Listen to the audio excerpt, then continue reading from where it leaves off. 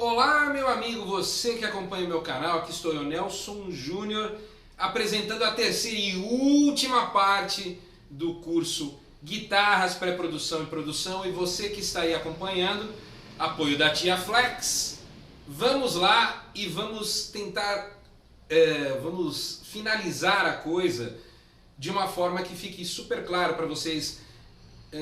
Como eu citei muitas coisas, citei gravações com violão, vou falar algumas coisas sobre gravar muitas guitarras para ter a sonoridade pesada, né?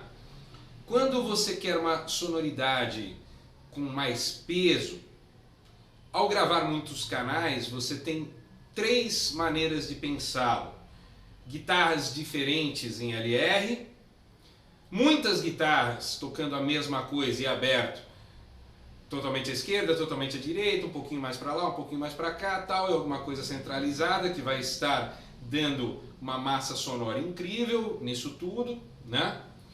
E a outra seria você gravar duas guitarras dobrando, né?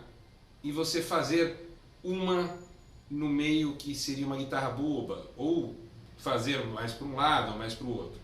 Tem uma quarta maneira, que é você simplesmente gravar uma linha só com cara de power trio.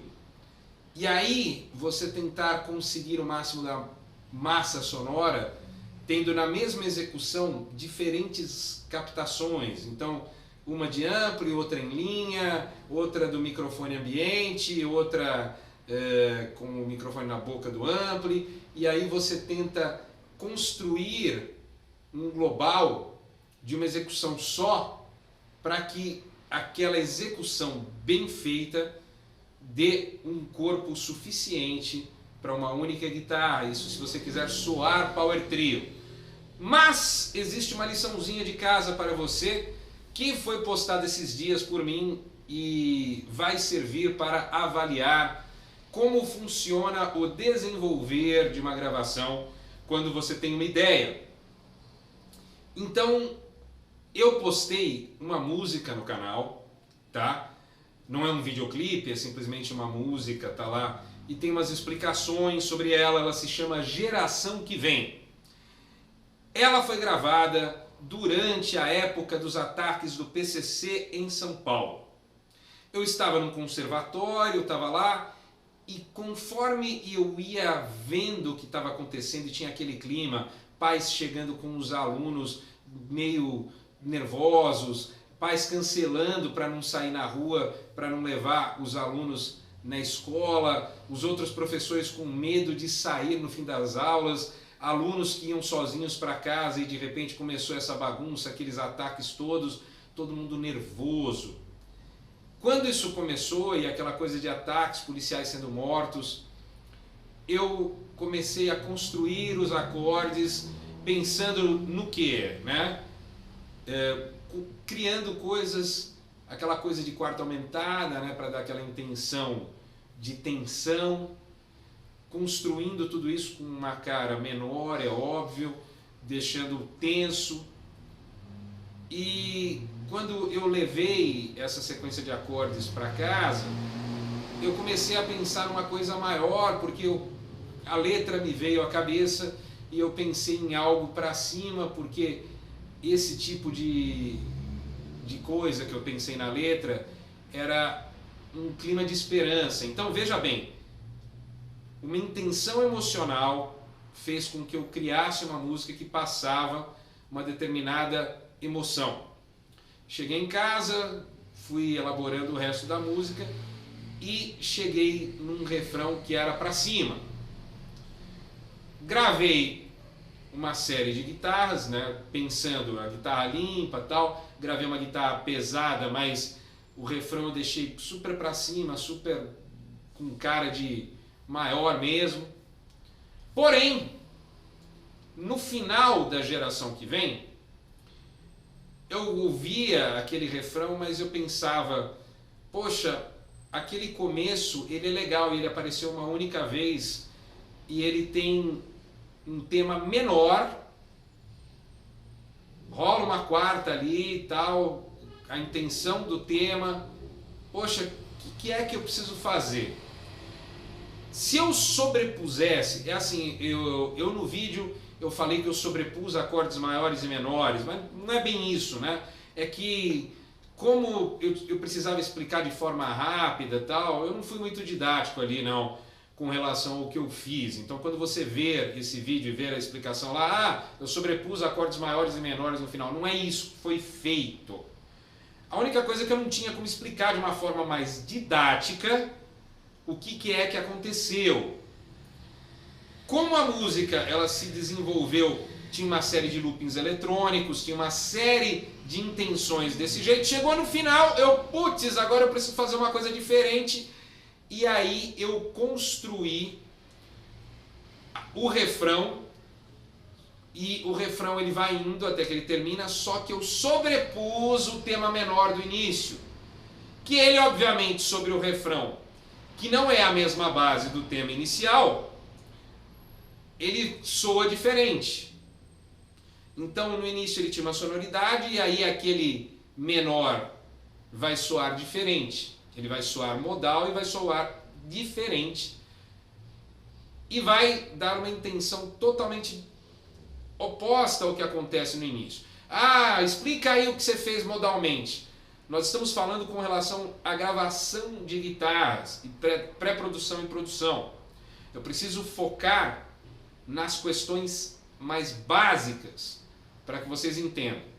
Aí, quem sabe num hangout eu posso chegar aí mais para frente, um desses hangouts que eu costumo fazer, explicar a parte modal dessa música, tal. Se tiver bastante demanda de gente perguntando como que é o trabalho modal dela, aí eu vou dar uma explicação e quem sabe faço uma aulinha.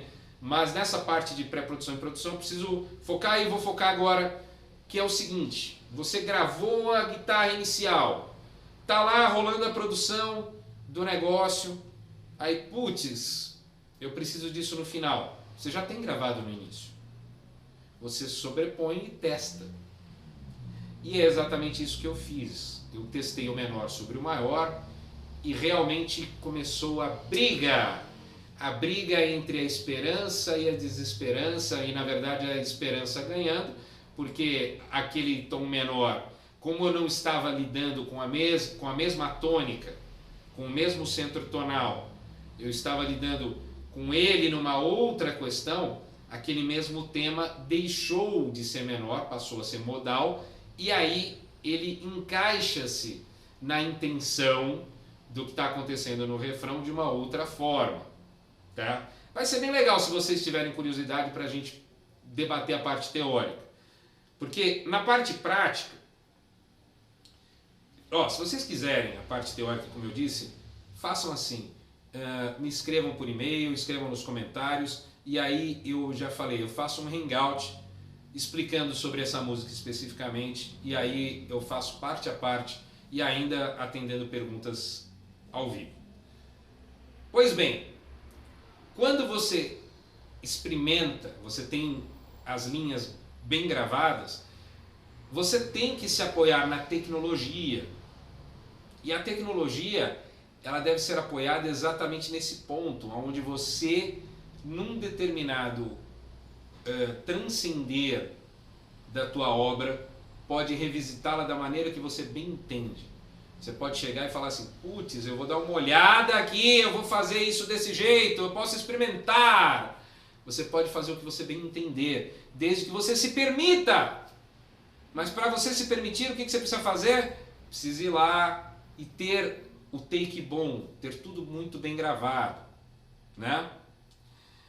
A essencialidade da produção e da pré-produção é sempre o experimentalismo. É sempre você, para chegar no som que você quer, você conhecer bem o seu instrumento, e conhecer bem o seu equipamento, e conhecer bem a sua música. Porque o melhor momento de você experimentar é antes mesmo de você começar a pensar em gravar. Mas às vezes, se você já é veterano, se você tem experiência de vida, você vai ter na sua mente todas as linhas. É engraçado, às vezes eu estou gravando e eu estou gravando uma nota, eu já sei todas as outras. Então é assim, eu já sei a linha de baixo, eu já sei como que é a bateria, eu já sei tudo. Mas a minha maneira de compor é pensando em todos os instrumentos. Eu não penso mais só na guitarra. E aí vem a grande dica. Quando você está gravando a sua guitarra, quando você está timbrando a sua guitarra, quando você está fazendo os arranjos da sua guitarra, se você pensar só na sua guitarra, você será deficitário e a sua música será horrível. Se você pensar na música como um todo, aí a coisa muda bem de figura. Você vai construir uma coisa totalmente nova. E é isso que você tem que fazer. Você tem que procurar transcender o que você está fazendo normalmente e fazer algo superior. Faça algo exatamente movido pela sua emoção e saiba o que os outros instrumentos estão fazendo. Se você tem uma banda, ouça os outros instrumentos antes de criar a sua linha, ou crie a sua linha sabendo o que os outros instrumentos podem vir a fazer. O grande problema do guitarrista é ele não ser um músico que pense em outros instrumentos na sua grande maioria. Não estou falando que é em todos os casos. Eu não ajo assim e eu acredito que muitos não ajam assim. Então cabe a você não agir dessa forma. Cabe a você ser mais músico e menos guitarrista. Pensando até no teu timbre, por exemplo, o teu timbre pode estar muito legal sozinho e somando tudo na mix você fala, não, peraí, você está tirando muito grave aqui. Aí o engenheiro de som vai falar para você, meu amigo, o negócio é o seguinte, o grave que eu estou tirando é exatamente a mesma frequência que está no baixo e que de repente estaria embolando com você. As melhores mixagens são por faixa de frequência. Então a tua guitarra ela é gravada para funcionar com uma banda. E não tudo vai virar em torno da sua guitarra. Às vezes você vai tirar grave, às vezes você vai ressaltar agudos, que na tua guitarra sozinha não funcionaria. Você não estaria com o mesmo timbre, com o mesmo som. Mas e aí? O que fazer para que as coisas funcionem? Você precisa pensar muito, muito mesmo. Então, abdicar de alguma coisa do teu timbre em prol do timbre de todos, às vezes é necessário. E aí é que entra a figura do produtor.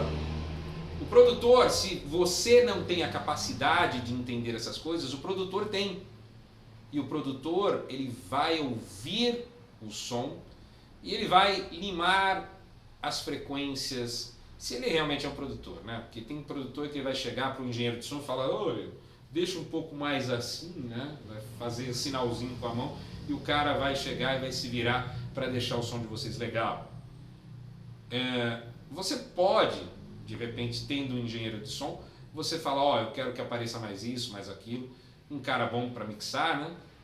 Mas, acima de tudo, se você tem um produtor que sabe a intenção, ele vai direcionar o trabalho. Às vezes vai ter que ter mais grave, às vezes vai ter mais agudo, e às vezes a questão é geral de todos os timbres têm que ser trabalhados.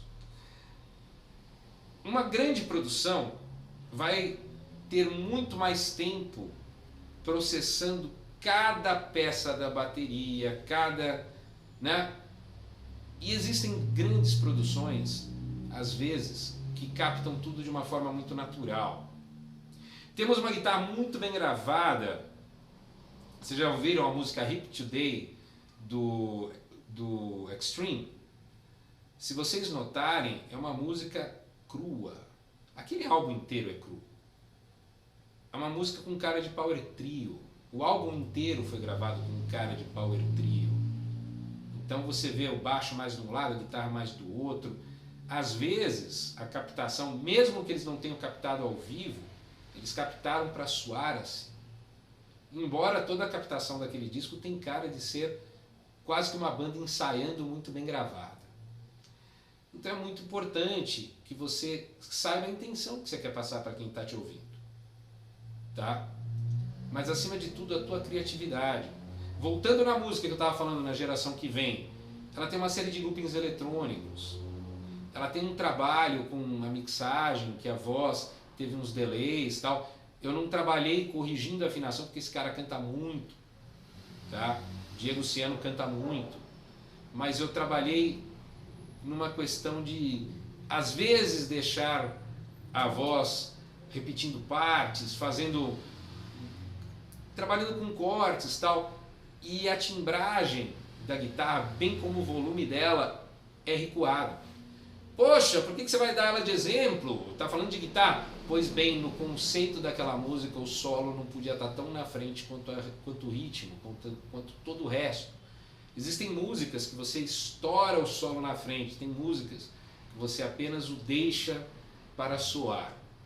Isso é importante que vocês saibam como funciona tudo isso, beleza? Eu gostaria de poder falar muito mais coisas, mas tem cursos aí, né? Tem o Paulinho Anhaia, que tem os cursos dele, né? Que é legal vocês conhecerem também. Olha, curso de gravação tem um monte.